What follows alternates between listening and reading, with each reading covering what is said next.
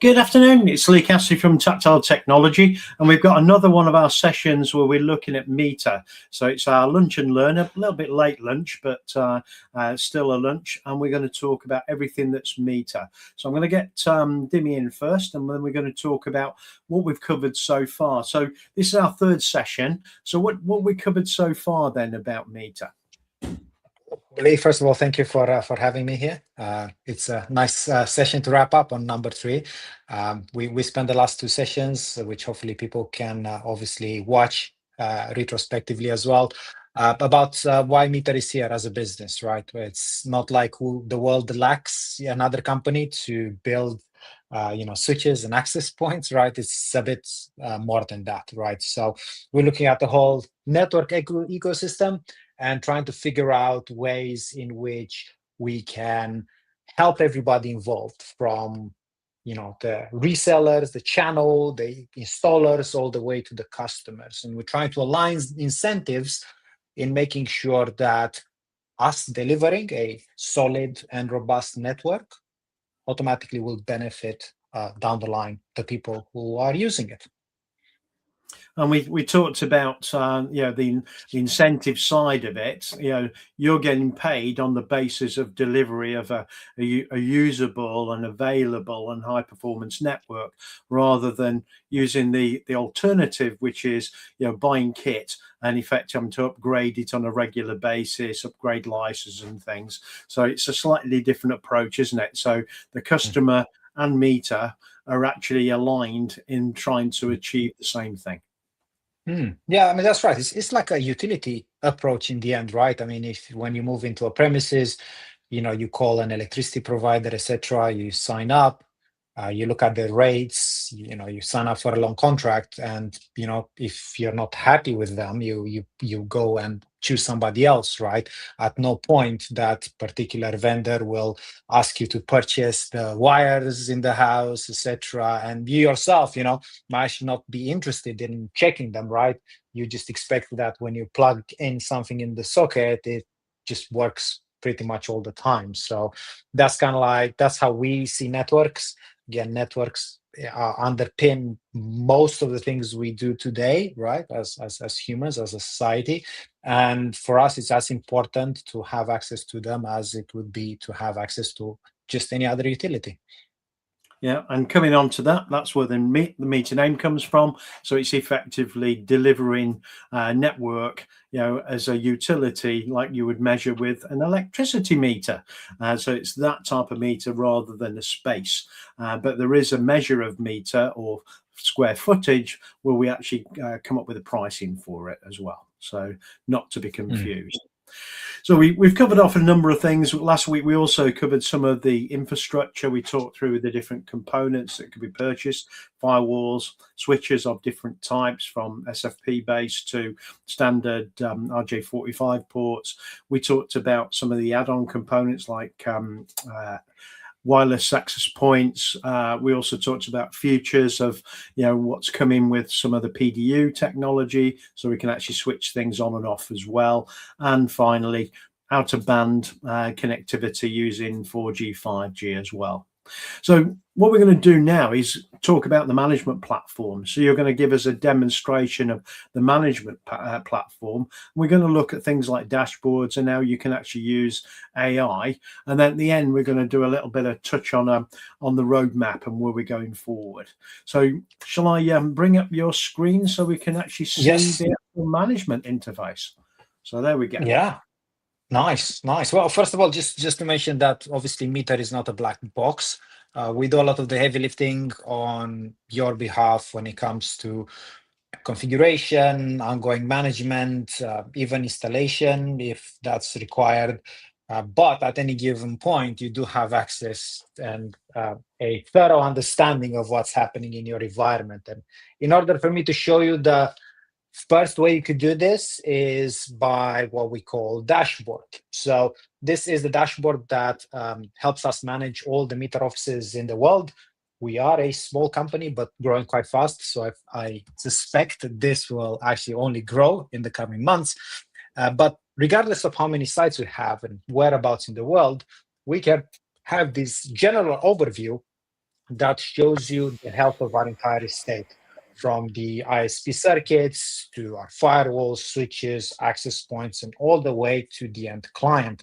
With all these devices sending back telemetry to the cloud in order to allow us to understand better what's going on, and most importantly, when things go wrong, because inadvertently they will, we do live in the real world, we are able to get in touch with you and fix the problem as soon as possible, hopefully even without anybody noticing. That's the power of Meter, and that's the power of the cloud. And the main reason why Meter in itself is a full stack proposition, right? So we're not selling you some pieces of hardware, some licenses associated. No, no, no. We sell you, for that particular location, the entire network stack. And inside here, you'll be able to select the network you are interested in checking out, because again, this is a general overview.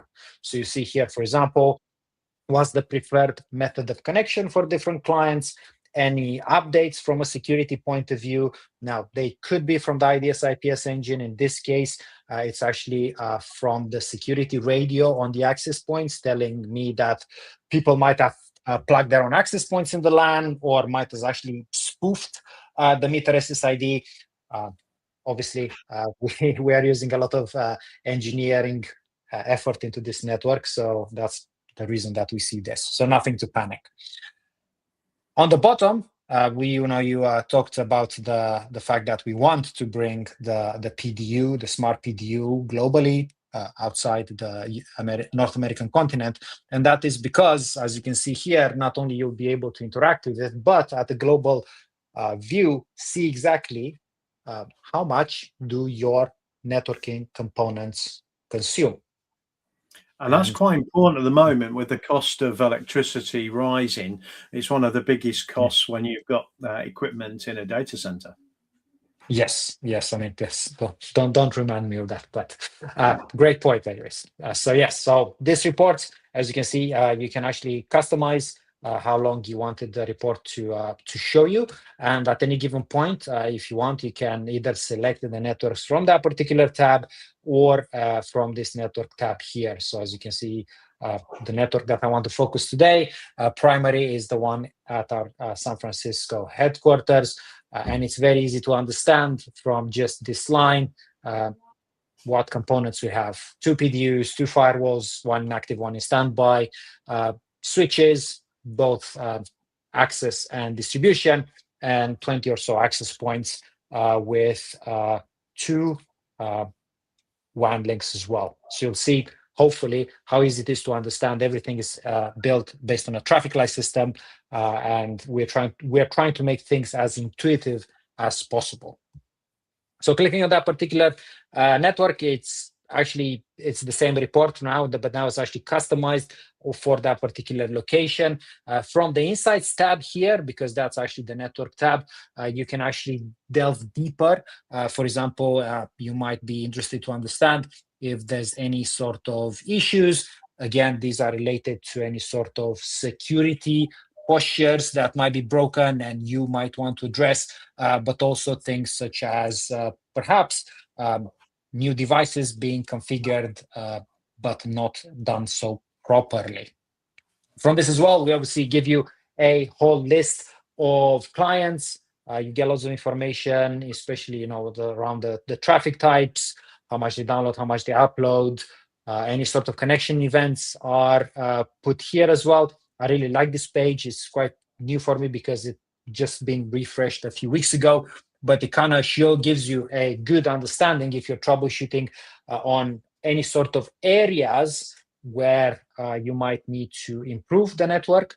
In this case, for example, here, as far as I understand, that there is a Tesla outside our office. They're trying to connect to our Wi-Fi and can't actually do that because it's very, very far away.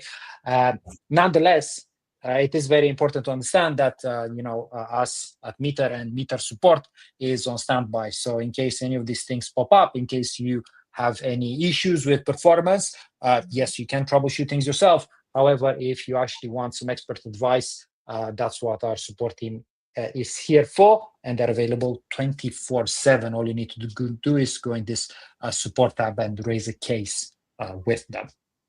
I mean, say some of the top level stuff there about time to connect and things is normally where you're going to see issues where a particular client's having difficulty connecting to the network. So if those levels shoot up, it's quite easy to understand there's a challenge. Also, you've got your DHCP resolution data at the top right as well, so showing the success of those as well, which again tells you a lot of health of a particular client network as well.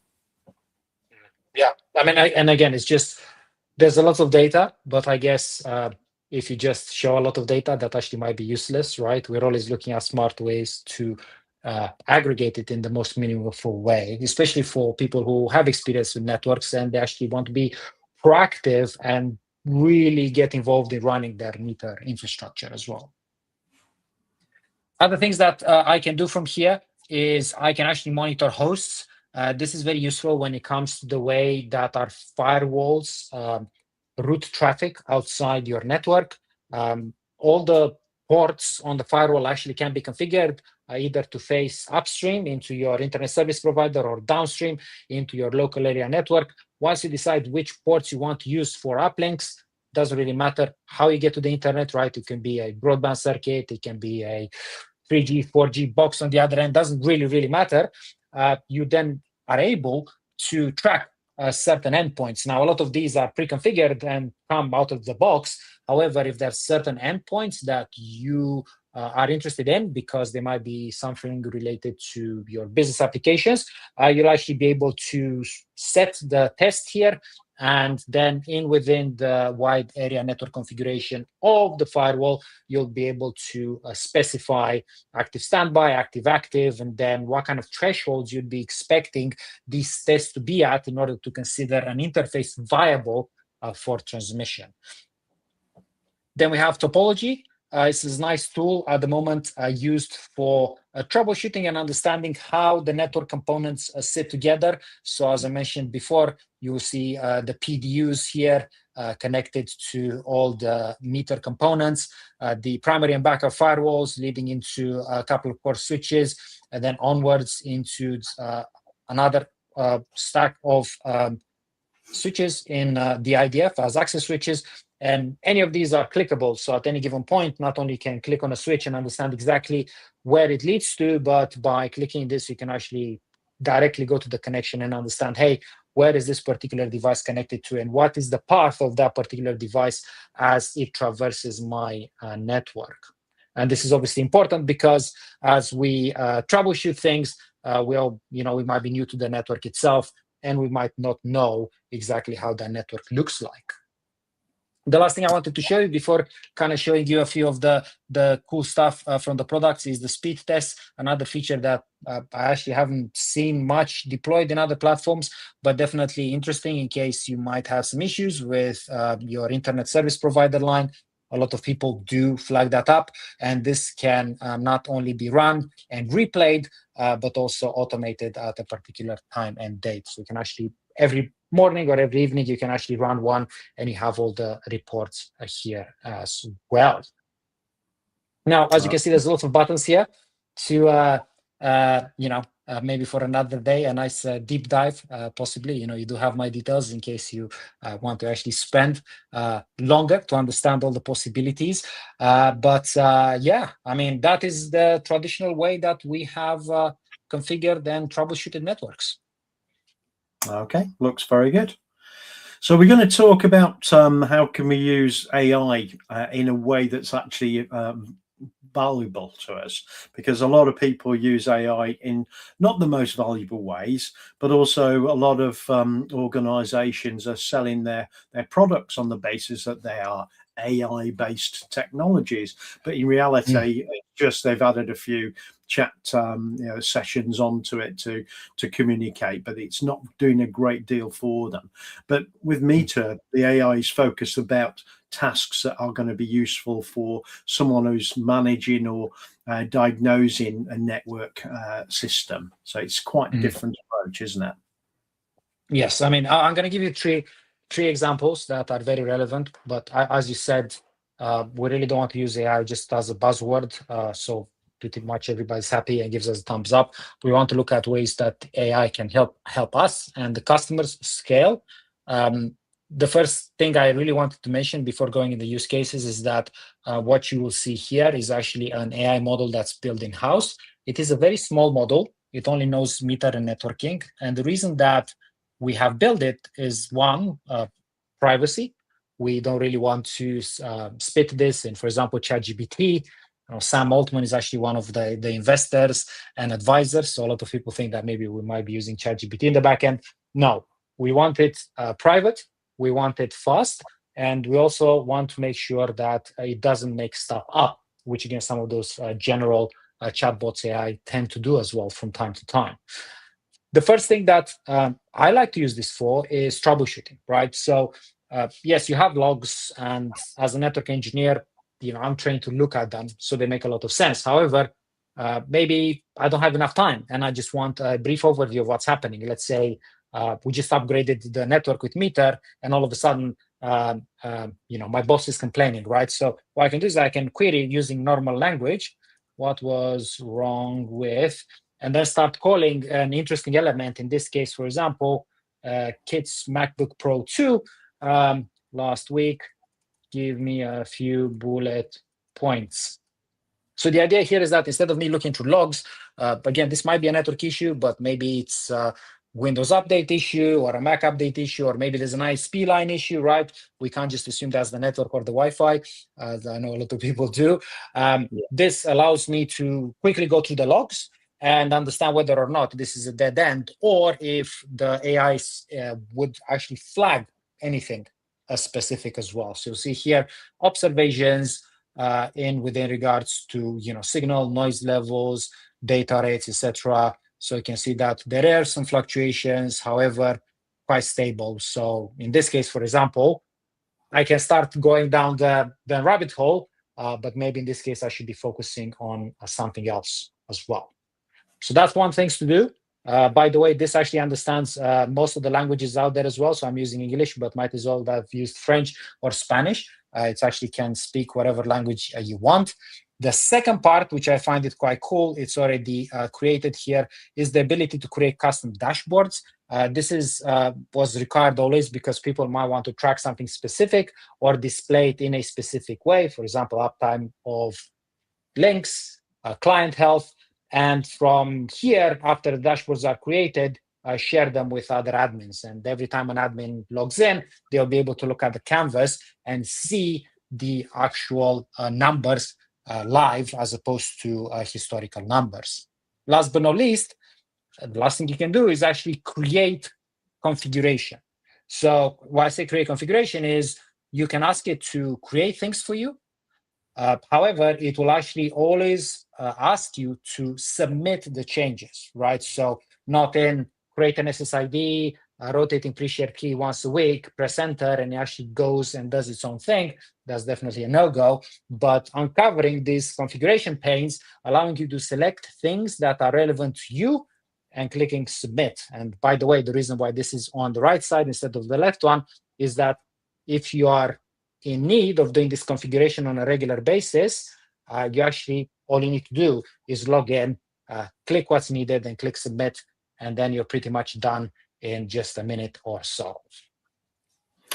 So from what we've seen so far, what would you say is the most important feature that the actual management interface provides? You talked about some, looking at metrics, diagnostic work, the AI capability for building dashboards and reconfiguration of particular things. What would you say is the highlight of all of those pieces from your experience? That's actually a tough question, to be honest. I think the highlight is how everything comes together, right? And it's the idea that in order to get a quality outcome, you need to look not at individual components, but at the whole stack end to end, right? ISP line, firewalls, switches, access points, PDUs, right? Because they all interoperate together. And I think a lot of people make the mistake of only looking at one thing. Yeah, you're gonna change the Wi-Fi. Great, we're gonna change the Wi-Fi, but the switches are 10 years old, and now all of a sudden they are the bottleneck.